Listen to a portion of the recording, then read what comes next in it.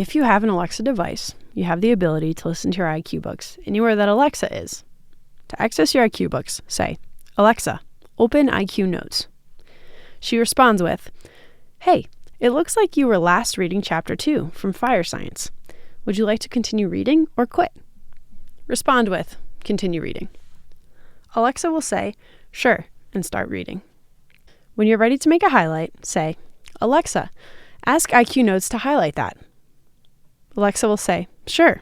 Say a tag to this highlight." Give your tag. Alexa will respond by saying, "Great. Would you like to add an annotation too?" Respond with yes. She will ask you to say your annotation. After giving your annotation, Alexa will go back 15 seconds and then continue reading where you were in your IQ book.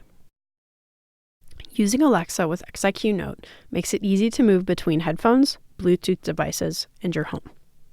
With Alexa, you'll never miss an opportunity to learn and develop from your IQ books.